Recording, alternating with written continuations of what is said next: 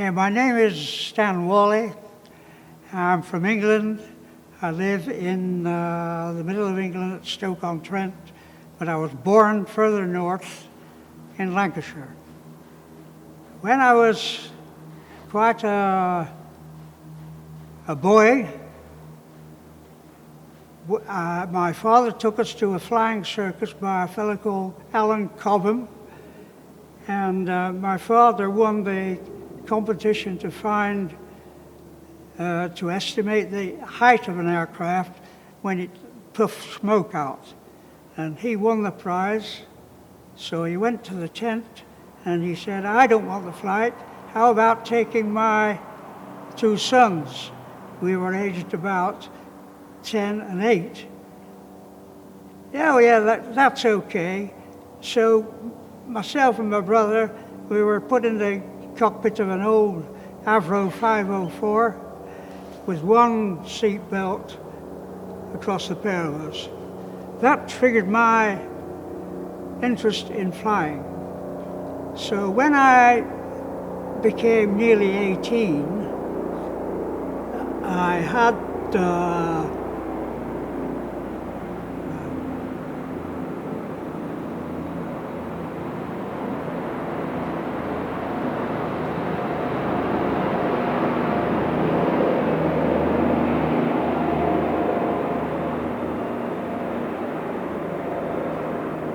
when I became towards 18, I volunteered for the Air Force because I fancied being a pilot.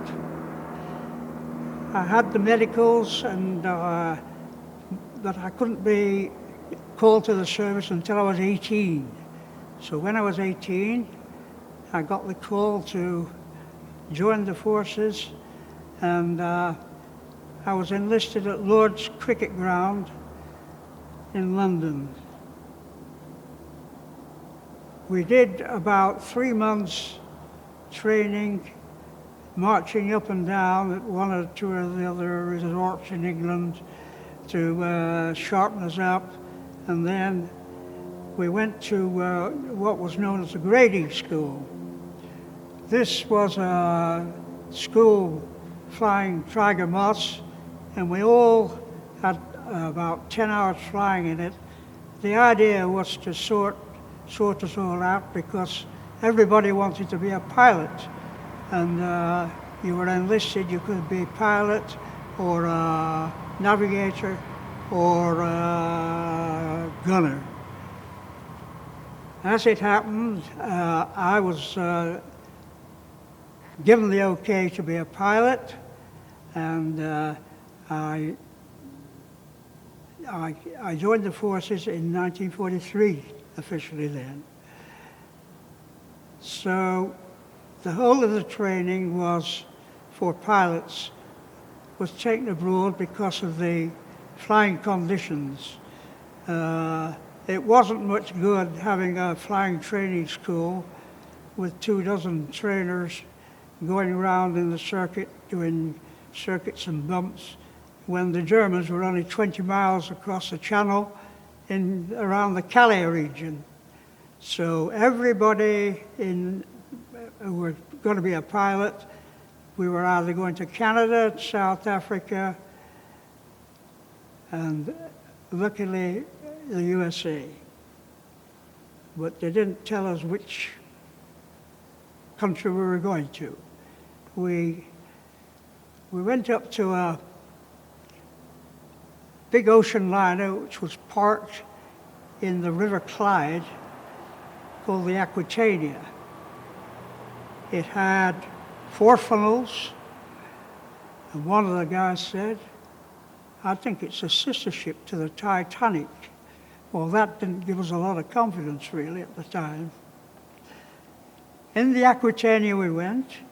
It was a rough crossing. I think most of the boys were seasick.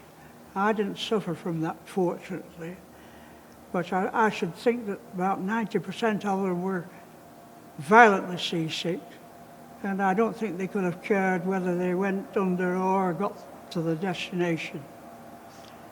We didn't know where we were going to, but it was evident, dusk one evening. It was the best sight I'd seen in my life.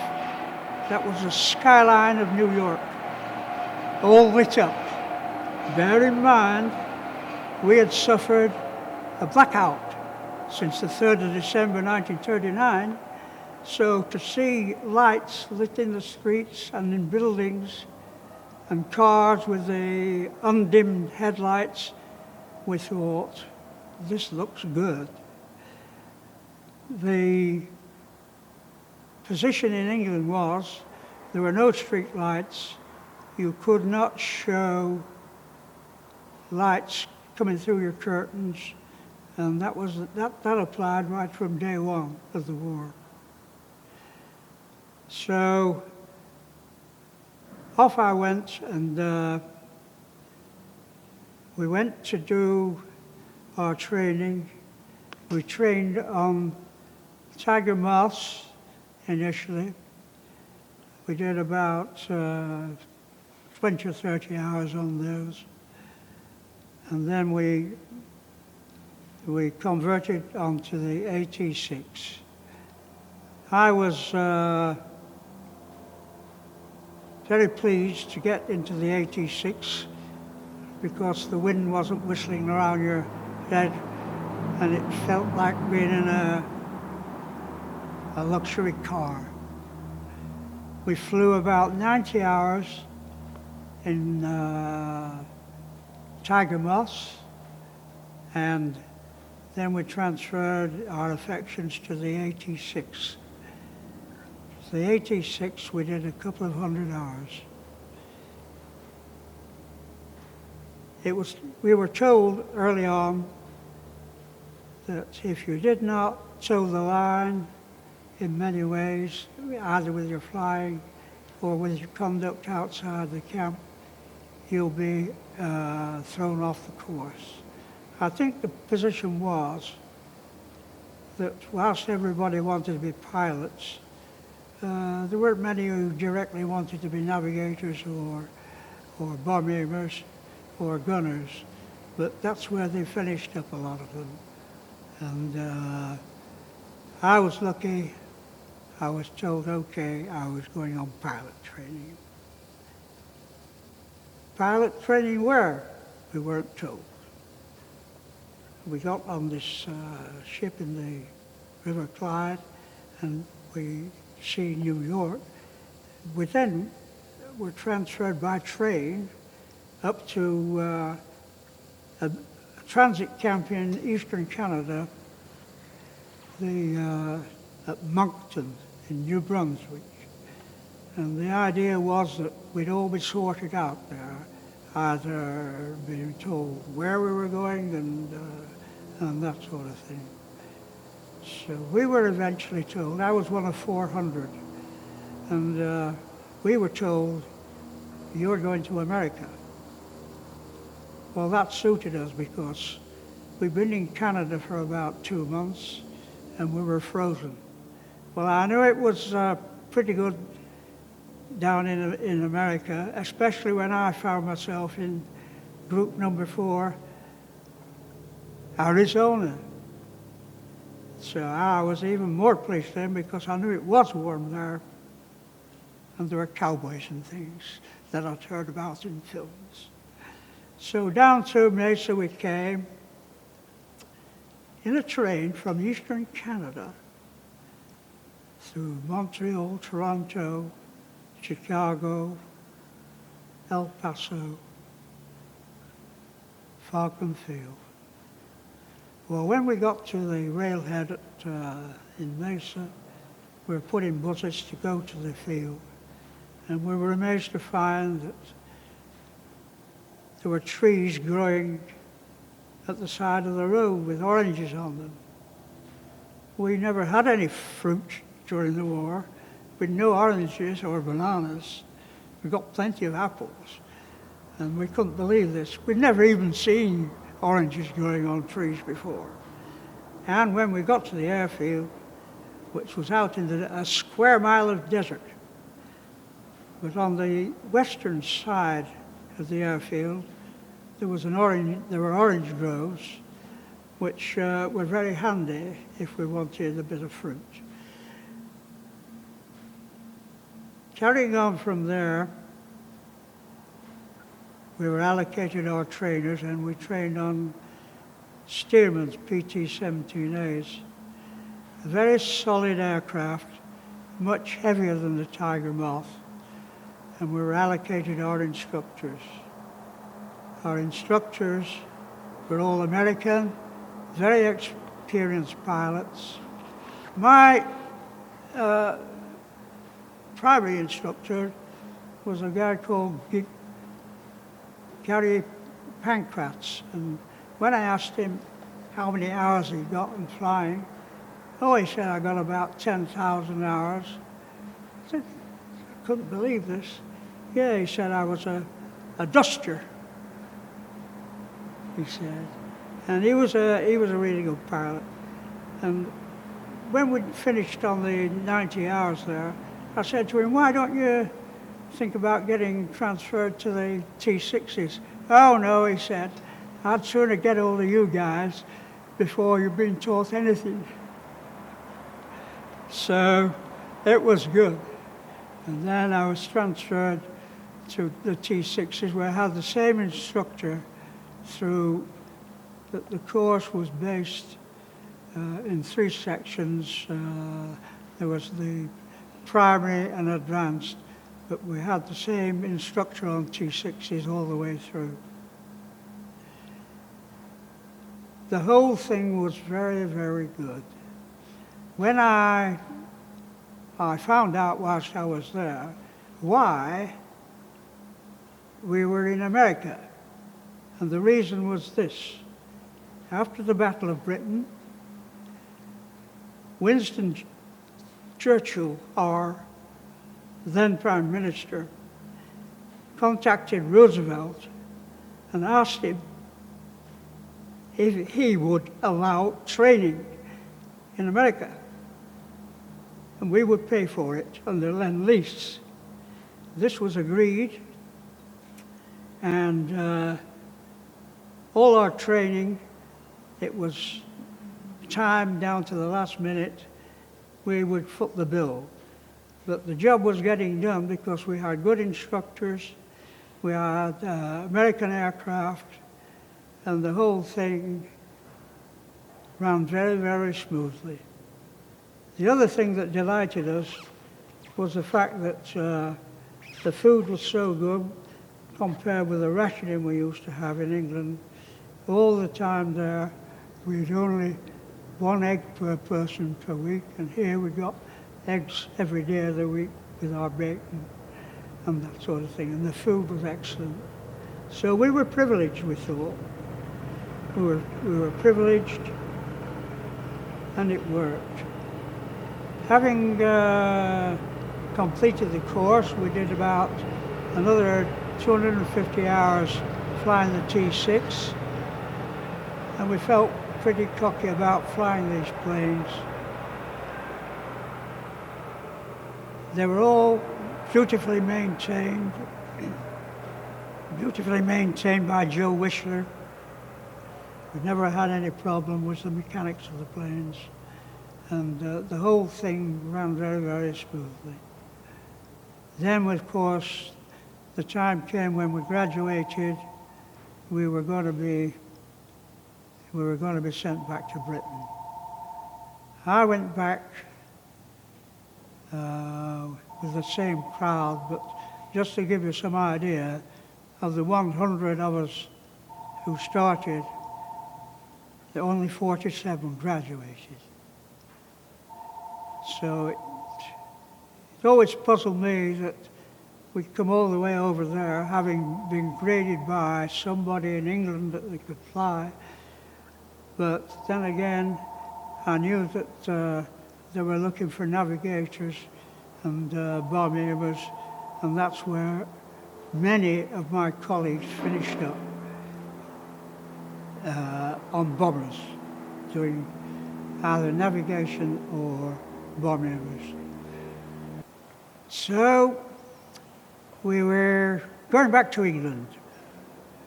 So on the train we got in Mesa, And we went to New York. And we came back on the Queen Mary. The Queen Mary, four-full Cunard liner, which had a history during the war. I'll mention this in a minute. And we zigzagged all our way back to England at top speeds. So the ship was about 45 degrees most of the time, turning one way or the other. Anyway, it got us back to Scotland okay. And it's, interestingly, the Queen Mary on a previous... Oh, go ahead. Don't worry about me. The Queen Mary on a previous return trip to England was being escorted near the coast of Scotland by British cruisers, and one cruiser didn't allow for the zigzagging, and the Queen Mary hit the cruiser. The name of the cruiser was the Curaçao, C-U-R-A-C-A-O, and it cut the Curaçao in two, and 450 sailors were lost. It couldn't stop. It was frightened of stopping. It was the Queen Mary. And that was before I came back on it. And after the accident, it went over to America to have the damage repaired in Newport. Back in England I was, and I started flying Tiger Moths again. This was just a preliminary to finding out what clouds were in the sky, and you could see a little bit where you were going, but of course it was nothing like flying in Arizona, where I never flew in any clouds. And furthermore, I knew where I was going all the time because the roads run north, south, east, and west. England's so green, you could lose yourself in 5 minutes from the aerodrome. These were grass aerodromes. And I was tasked with flying Fleet Air Arm observers around for about 6 months, just their map reading. Later on, whilst all this was going on, the invasion had started, and we were doing pretty good in Europe. I finished up going over into Belgium, and I was attached to an American outfit that was flying P-51s. But they weren't flying too much in anger because at the time the German Air Force was running out of gasoline, and there was no problem. We weren't being attacked by them, and they were coming few and far between. So I got a few hours in on Mustangs, but I never flew a shot in anger out of them. All of that was a big memory to me, and looking back on it, I'm just glad that I am here now, but I'm 93 years old. I'm not too nimble on my feet, but I've got good friends who hold my hand. So thank you very much. I'm glad to tell my story. If you've got any questions to ask me, Bruce. Yeah. You sent me some pictures of yourself. Can you Oh, yes. You remember the stories behind those? Yes, I do. That's where I got my wings, Falcon here, commanding officer on the left, and they got some other dignitary to pin the wings on. This is taken probably 12 months after I got back. You notice my hair, not bad. It's quite a And I was on leave, and I I went off with my girlfriend, much to her mother's disgust, to Derbyshire, and I'm sat on the bridge there. I went back there actually about 10 years ago and sat on the bridge again. And that's a good picture of me. Stan gets his wings, yeah. What about those? Yeah. Yeah, I'm the same guy. Thank you very much. That's marvelous, yeah.